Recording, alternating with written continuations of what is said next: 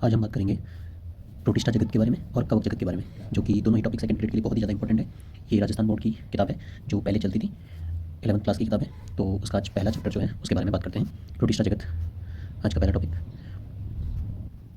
Protista के अंदर सभी एक कोशिकीय यूकैरियोटिक जीवों को रखा गया है। प्रोटिस्टा के अंदर सभी एक कोशिकीय यूकैरियोटिक जीवों को इसके अंदर रखा गया है। यूकैरियोटिक जीव है इसके अंदर, इसका मतलब उनके अंदर केंद्रक जो है वो पूरी तरह से क्या होता है, विकसित होता है। केंद्रक झिल्ली पाई जाती है और कई सारी कोशिकांग माइटोकॉन्ड्रिया, हरितलवक, अंतर्द्रव्य जालिका, गोल्गी उपकरण, ये सभी इसके अंदर पाए जाते हैं। इनके अंदर काचाभ और पक्षमाभ भी पाए जाते हैं। तो इनके अंदर क्राइसोफाइटा, डाइनोफ्लेजिलेट, यूग्लिनॉइड, अवपंक कवक और कुछ प्रोटोजोआ जो है वो इसके अंदर रखे गए हैं प्रोटिस्टा जगत के अंदर। नेक्स्ट बात करते हैं क्राइसोफाइटा के बारे में। प्रोटिस्टा जगत का ही एक भाग होता है, एक वर्ग होता है, उपवर्ग होता है। तो इसके अंदर आते हैं डायटम्स और डेस्मिड्स। डेस्मिड्स और डायटम्स। डेस्मिड्स को सुनहरे शैवाल के नाम से भी जाना जाता है। इन डायटम्स के अंदर जो है या इन डेस्मिड्स के अंदर क्या होता है कि इनकी जो कोशिका भित्ति है उस भित्ति के अंदर सिलिका का निक्षेप होता है। कोशिका भित्ति के अंदर किसका, सिलिका का निक्षेप होता है, जिसकी वजह से आसानी से नष्ट नहीं होते हैं। ये डायटम्स जो होते हैं, इन डायटम्स से जब ये मर जाते हैं तो मिट्टी के अंदर क्या हो जाता है, कई मात्रा में अवक्षेप छोड़ देते हैं और इसी अवक्षेप को क्या बोला जाता है, डायटमी मृदा। डायटम्स के जो अवक्षेप होते हैं उनको डायटमी मृदा कहा जाता है। सिलिका की उपस्थिति के कारण ये जो मृदा है वो कणमय होती है। कैसी होती है मृदा? कणमय होती है। और इस मृदा का जो उपयोग है पॉलिश करने में, तेलों और सिरप के निस्यंदन में, पॉलिश में और तेलों और सिरप के निस्यंदन के अंदर इसका उपयोग किया जाता है। इस डायटमी मृदा का उपयोग किया जाता है। और ये डायटम्स जो होते हैं वो समुद्र के मुख्य उत्पाद होते हैं। वेरी इंपॉर्टेंट लाइन है ये। समुद्र के जो मुख्य उत्पाद है वो कौन होते हैं? डायटम्स। और डेस्मिड्स को क्या कहा जाता है? सुनहरे शैवाल कहा जाता है। नेक्स्ट बात करते हैं यूग्लिनॉइड। यूग्लिनॉइड जो होते हैं वो उनके अंदर कोशिका भित्ति नहीं पाई जाती है। ऐसे प्रोटिस्टा जिनके अंदर कोशिका भित्ति नहीं पाई जाती है यूग्लिनॉइड, लेकिन कोशिका भित्ति के स्थान पर एक पेलिकल की परत पाई जाती है जिसके अंदर प्रोटीन होता है। प्रोटीन युक्त एक पेलिकल की परत पाई जाती है इनके अंदर। और ये जो परत होती है वो क्या करती है, इस को लचीला बनाती है। क्या बनाती है? इसको लचीला बनाती है। इसके अंदर यूग्लिना के अंदर एक काचा पाया जाता है, केवल और केवल एक काचा पाया जाता है, दो नहीं, एक काचा पाया जाता है। और ये सूर्य की उपस्थिति में इस प्रकाश संश्लेषण करते हैं तथा सूर्य की अनुपस्थिति में ये क्या करते हैं, परपोषियों की तरह व्यवहार करते हैं और सूक्ष्म जीवों का क्या करते हैं, शिकार करते हैं। तो यूग्लिना क्या है, स्वपोषी भी है और परपोषी भी है। सूर्य के प्रकाश की उपस्थिति में प्रकाश संश्लेषण करेगा तथा सूर्य की अनुपस्थिति में ये परपोषियों की तरह व्यवहार करेगा। यूग्लिनॉइड जो होते हैं उनके अंदर जो वर्णक पाए जाते हैं वो उच्च श्रेणी के पादपों में पाए जाने वाले वर्णकों के क्या होते हैं, समान होते हैं। यूग्लिना के अंदर जो वर्णक होते हैं वो पादपों के अंदर पाए जाने वाले वर्णक के समान होते हैं, यानी क्लोरोफिल पाया जाता है इसके अंदर भी।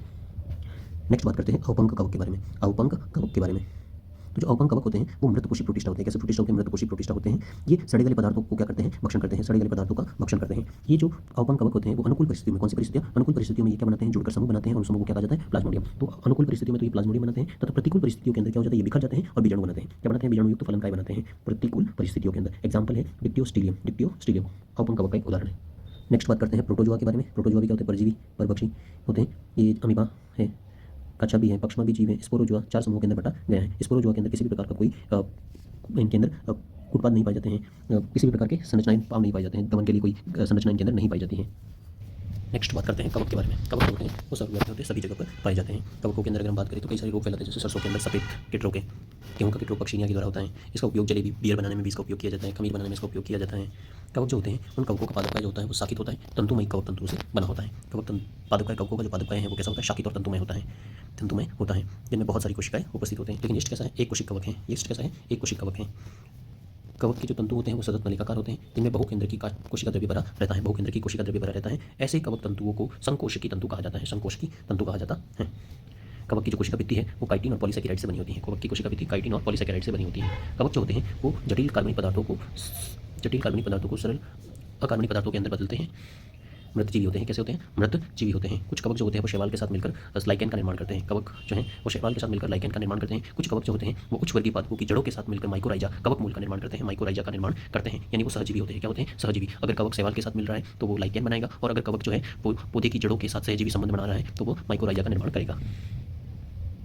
कवकों के अंदर जो जनन है वो कायिक जनन हो सकता है, अलैंगिक जनन हो सकता है या फिर लैंगिक जनन हो सकता है। कवकों के अंदर जो कायिक जनन है वो विखंडन या मुकुलन विधि के द्वारा होता है। विखंडन या मुकुलन विधि के द्वारा कायिक जनन होता है तथा अलैंगिक जनन जो है वो कॉनिडिया के द्वारा, किसके द्वारा, कॉनिडिया के द्वारा या दानी बीजाणु के द्वारा होता है, या चल बीजाणुओं के द्वारा होता है। किसके द्वारा? चल बीजाणुओं के द्वारा अलैंगिक जनन होता है। जबकि लैंगिक जनन जो है वो निषिक्तांड के द्वारा, निषिक्तांड एस्कस बीजाणु या फिर बेसिडियम बीजाणु के द्वारा इनके अंदर क्या होता है, लैंगिक जनन होता है। अलैंगिक जनन चल बीजाणुओं के द्वारा या बीजाणु या कॉनिडिया के द्वारा होता है, जबकि लैंगिक जनन निषिक्तांड के द्वारा, एस्कस बीजाणु या बेसिडियम बीजाणु के द्वारा होता है। कवक के अंदर जो लैंगिक जनन है उस लैंगिक जनन के अंदर 3 महत्वपूर्ण चरण होते हैं। पहला चरण होता है दोनों जो युग्मक हैं उन दोनों युग्मकों की कोशिका द्रव्य का संलयन होता है। सबसे पहले किसका संलयन होता है? 2 युग्मक आते हैं। दोनों युग्मक हो सकते हैं कि वो दोनों चल युग्मक हो, या हो सकते हैं कि दोनों कैसे हो, अचल युग्मक हो, या एक चल और एक अचल युग्मक हो। उन दोनों युग्मकों की कोशिका द्रव्य का क्या होता है, संलयन होता है, जिसे साइटोगेमी या प्लाज्मोगेमी कहा जाता है। क्या कहा जाता है? प्लाज्मोगेमी। पहले कोशिका द्रव्य का संलयन होता है, फिर उन दोनों युग्मकों के केंद्रकों का संलयन होता है, फिर उन दोनों युग्मकों के केंद्रकों का संलयन होता है। तो इसे बोलते हैं केंद्रक संलयन या कैरियोगेमी कहा जाता है। और दोनों युग्मकों के केंद्रक के संलयन से युग्मनज का निर्माण होता है। और तीसरे चरण में क्या होता है, उस युग्मनज के अंदर अर्धसूत्री विभाजन होता है। उस युग्मनज के अंदर क्या होता है, अर्धसूत्री विभाजन होता है, जिसकी वजह से अगुणित बीजाणुओं का निर्माण होता है। अगुणित बीजाणुओं का निर्माण होता है और इन्हीं अगुणित कोशिकाओं के संलयन से वापस द्विगुणित कोशिका, तो अगुणित कोशिकाओं के संलयन से द्विगुणित कोशिका बन जाती है। नेक्स्ट बात करते हैं लाइकेन के बारे में। लाइकेन लाइकेन जो होते हैं वो कवक और शैवाल का सहजीवी संबंध होता है। शैवाल घटक को शैवालांश तथा कवक घटक को कवकांश कहा जाता है। शैवाल घटक जो होते हैं वो साइनोफाइसी और क्लोरोफाइसी वर्ग के सदस्य होते हैं। शैवाल के अंदर लाइकेन के अंदर शैवाल कौन कौन से संघ से आते हैं, कौन कौन से वर्ग से आते हैं, साइनोफाइसी या फिर क्लोरोफाइसी। और कवक जो होते हैं वो एस्कोमाइसिटीज या बेसिडियोमाइसिटीज से आते हैं। एस्कोमाइसिटीज तथा बेसिडियोमाइसिटीज के कवक होते हैं। लाइकेन के अंदर जो है वो निचली सतह पर क्या पाए जाते हैं, राइजिन पाए जाते हैं, जिसकी सहायता से ये चिपका हुआ रहता है। नेक्स्ट बात करते हैं लाइकेन के प्रकार के बारे में। लाइकेन जो है वो पर्पटीमय और शुक्ल, 3 प्रकार के लाइकेन होते हैं। पर्पटीमय लाइकेन जो होते हैं वो जो होते हैं पपड़ी जैसा स्थल अपने वृक्षों की छाल पर या चट्टानों पर दृढ़ता से क्या रहते हैं, चिपके हुए होते हैं। एग्जांपल्स की बात करें तो डाइजोकॉन हिमोटोना। पर्णी जो होते हैं वो पत्ती के समान संरचना होती है, इसमें स्थापनांक जैसी संरचना इनके अंदर पाई जाती है। एग्जाम्पल की बात करें तो फॉर्मेलिया और कॉलेमा। शुक्ल जो होते हैं, शुक्ल प्रकार के जो लाइकेन्स होते हैं, शुक्ल प्रकार के जो लाइकेन होते हैं बहुत ज़्यादा शाखित होते हैं, बहुत ज़्यादा शाखित होते हैं, जड़ीनुमा संरचना होती है। इनकी संरचना कैसी होती है, जड़ीनुमा, जैसे कि क्लोडोनियम और कृष्णिया। लाइकेन जो होते हैं वो सल्फर डाइऑक्साइड के बहुत ही अच्छे सूचक होते हैं। शेल अनुक्रमण की प्रक्रिया में विभिन्न प्रोपर्टी लाइकेन पूर्वगामी और पायनियर कम्युनिटी के रूप में उत्पन्न होते हैं। कौन से लाइकेन, पर्पटीमय लाइकेन जो होते हैं वो सबसे ज़्यादा मात्रा में उत्पन्न होते हैं अनुक्रमण प्रक्रिया के दौरान, शेल अनुक्रमण के दौरान।